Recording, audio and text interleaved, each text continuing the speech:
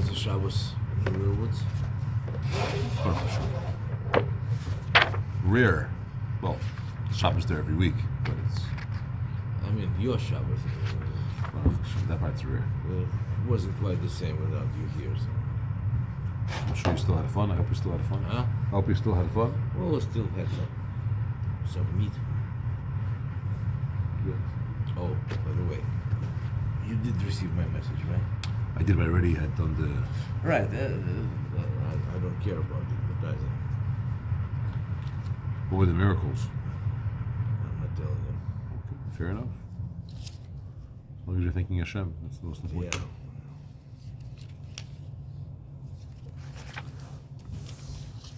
Skill and mitzvahs. You should always have reasons to thank and praise Hashem. Yes.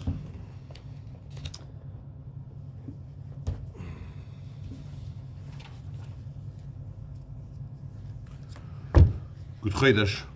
Chodesh Shvat is a very special month. It's when Moshe Rabbeinu started to explain the Torah.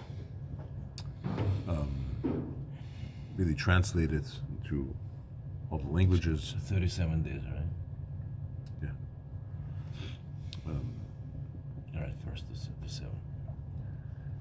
And the Rebbe speaks about it, the importance of transmitting Torah and translating Torah, making it accessible even to those that don't. Hebrew is not their first language, and they don't understand it necessarily the way perhaps others do. But it shouldn't be a barrier in your learning and understanding Torah. When it talks about going out of Mitzrayim, Moshe Rabbeinu tells the Yidden, "L'man tia teres Hashem beficha." There should be the Torah of Hashem in your mouth.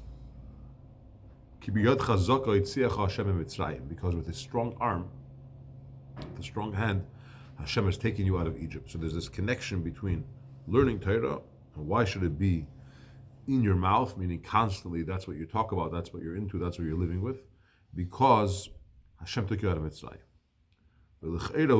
Asks the Alter Rebbe, this is a strange concept. What's the connection between Torah and Yetzias Mitzrayim that you have to mention Yetzias Mitzrayim here? If you told me that eat matzah and remember you went out of Mitzrayim, makes sense. The idea of learning Torah and that you should be involved in Torah and it should be the talk of your mouth, and then you mention it because you went out of Mitzrayim, how is it connected? We have to understand in general what's the idea of Torah. Because when Hashem conveys mitzvahs and information to Moshe Rabbeinu, and the way Moshe Rabbeinu gives it over to us is different. It's not different, but Moshe adds a piece. Let's look at one example. Hashem spoke to Moshe and he said, "Kadesh li chol becher, sanctify for me every firstborn." When Moshe spoke, it says, Moshe told the nation, and what did he say? He added, remember the day you went out of Mitzrayim. Hashem didn't say that part. He said, you should sanctify for me the firstborn. And Moshe is bringing in the idea of exodus from Egypt as a reason, as a support, as an element that's associated with this. Why is that so important? Many of these examples in the pasuk where Hashem said one thing, and Moshe Rabbeinu conveys that, but the package of it is Mitzrayim associated, exodus of Mitzrayim associated. I have to understand this. And in general, what's this mitzvah that you should be involved, immersed in learning Torah day and night? It's not like every part of Torah, applies that nowadays. The hanehugim, and the ones that do apply, they're not equal to everyone. We don't have a Beis Hamikdash today. Many of the mitzvahs we can't do. This just doesn't apply. Okay, there's no karbanos in the literal sense. There's no kings that have all these mitzvahs. There's many, many things that just don't apply. And even the ones that do apply, it depends. Are you living in Eretz Yisrael? Are you a man? Are you a woman? What's this idea of day and night? You should be told, okay, I'll learn Torah and tell me what to do. But to say somehow it surrounds you constantly, what's the idea? So to understand this, he's going to tell us about our relationship with Hashem and the ahava that we have to have for Hashem, and how we could develop ahava to Hashem, love, and in general, how is love produced, and there are different types of love. So he says as follows: however, in a yesh beis mine aves, there are two types of love, in general, between people.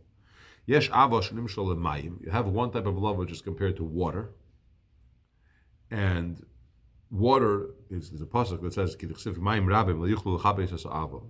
Raging waters or great waters cannot extinguish the love. We speak about it a lot. The love of a Yid to Hashem is very strong. Nothing could extinguish it. It goes constantly without any change.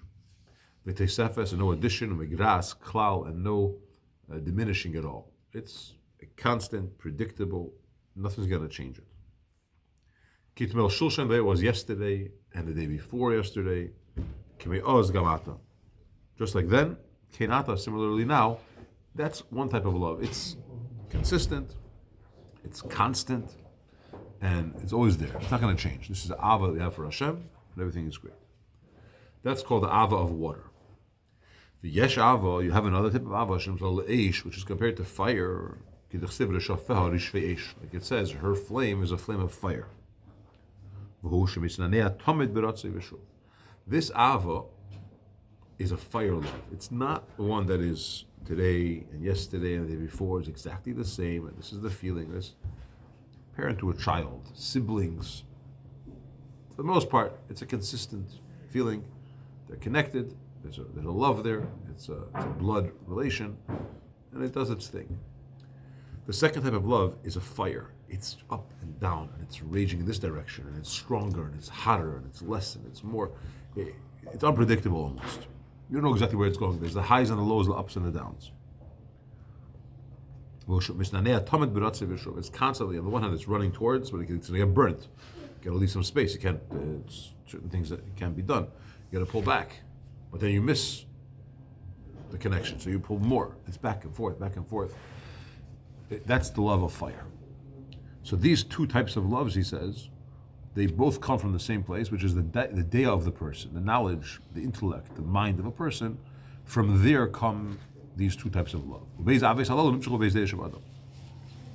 Okay, so love in general, Al-Tabba is constantly telling us this, is a result of the mind. It's not just the heart. This whole idea of love at first sight and it's the happily ever after is fiction. It's mind, it's investment, it's focus, it's produced, it's created. Real feelings and love. You are children to the Eibishter, your father. To the Eibishter, your God. You're children to the Eibishter means Hashem loves us like a father loves his son. Automatically we are flowing or pulling, tending to know Hashem. Because Hashem loves us, and the way things work is it's a mirror in relationships. Just like the face of a person is to water where you see a reflection, a mirror of yourself if it's clean water. Similarly, when you have a feeling and someone loves you very strong, it creates a feeling, or at least an interest, to try to figure out what this person is, and then you care, you're involved in what's going on. So because Hashem loves us like a parent loves a child, we have this tendency to know Hashem. Because again, das is the key for this love. However, that type of ava that we're referring to, that Hashem loves us like parents love children, that is kimayim daike. It's like the water, the love of water. Hashem loves us constantly, the same. It's predictable. It's not going to change. It's a relationship. You can get mad at your father. You could fight with your mother. It's not going to change. The relationship is there. The love is there. Hopefully, there's no bumps in the road. But that's what it is. It goes constantly without any change. So the ava number one that Hashem has to us is the water type. Just like the love between a father and a son is never going to change. There's another type of das. He recognizes his creator. Now that's water love, or love is compared to water. That type of feeling Very nice, The Father, he can't help it. He loves him. He loves him always. But once a person starts to realize that Hashem put aside the entire heavens, which means all the spiritual realms, and everything else that is in it, and he decided, this use the words Al Rebbe uses, he left or put aside all the hosts of the heavens, Ushmei Hashemayim, and the heavens of the heavens, which means higher levels, all Yenim. What did he say? I don't want to live here, I don't want to hang out there, I don't want a dwelling place over there. I want Dira Lei B'Tachteinu. I wanted a dwelling place for Hashem in this lower world, where we are. He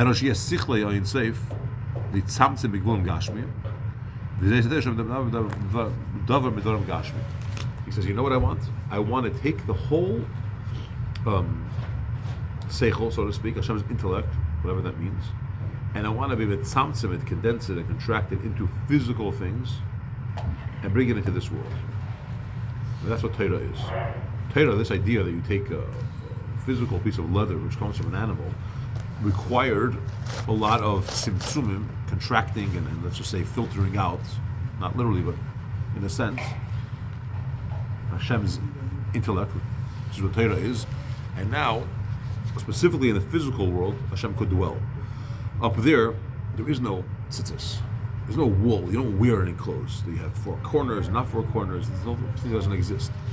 So Hashem, the person realizes 1 second, Hashem decided to put aside all of the heavens and other options that he has in the spiritual worlds, and he says, "I want to go down there." Now, to go down there is going to require a lot of differences. In other words, I have to take infinite, which is what Hashem is, somehow allow it to become finite, to be able to dwell and come in my word, my energy, Hashem's intellect should go into a physical thing, and over there's going to be instructions to a yid of how he should do it, and he's going to connect with me.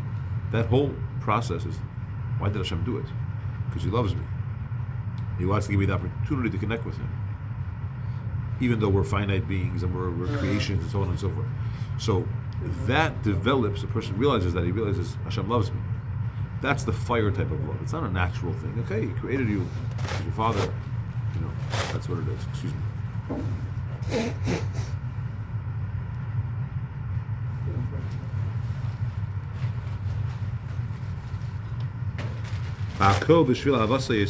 The whole thing is because Hashem loves us.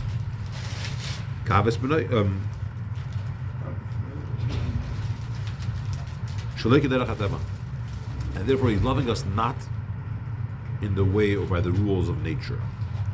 There's a principle that when someone is in love, the love ruins the normal rules.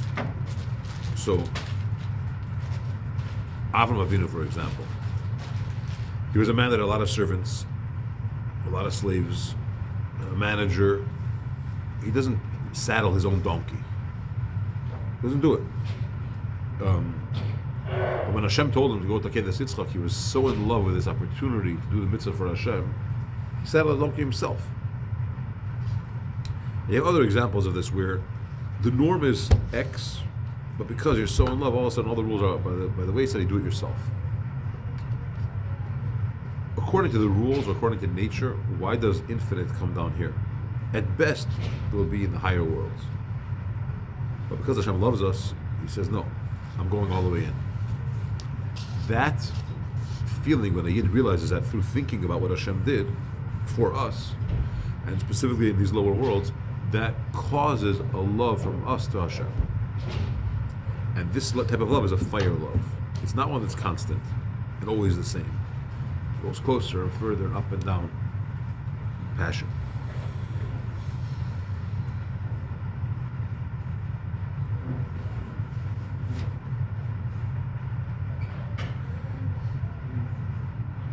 Because he's very high, and extremely exalted, he could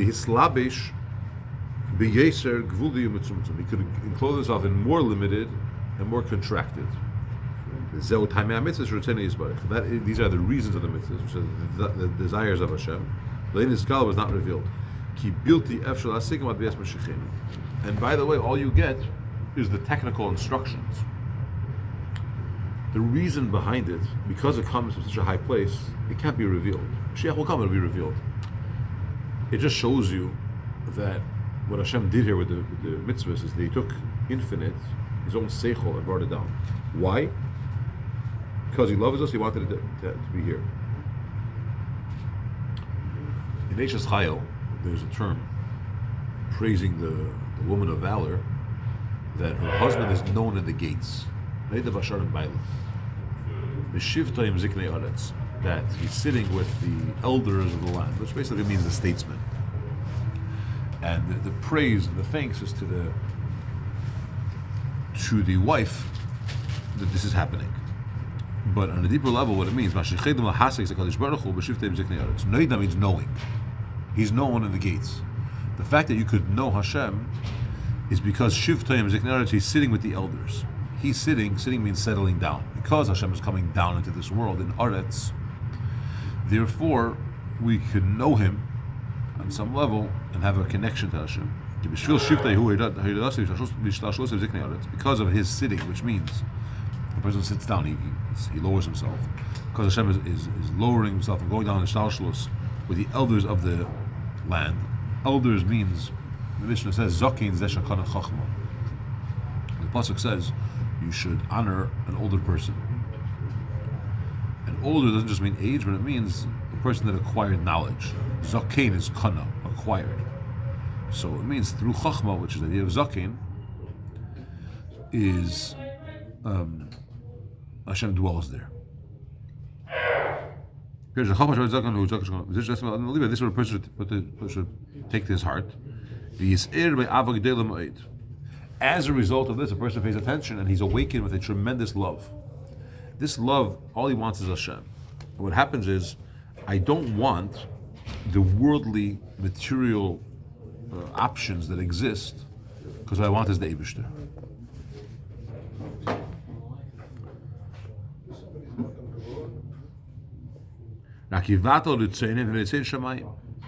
He should be mevatel his ratzin for the ratzin of Hashem.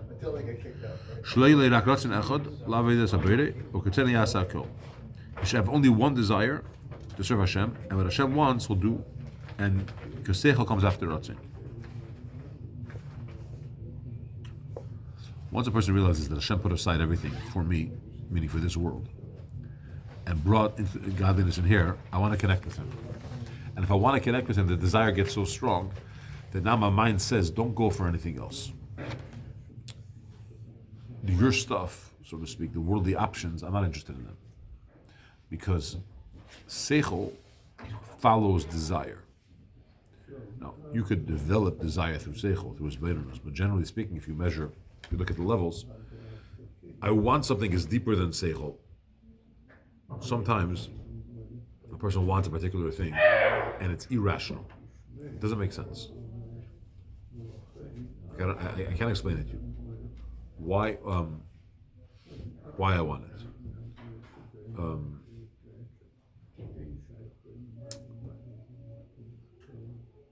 I could try to give you different explanations, perhaps.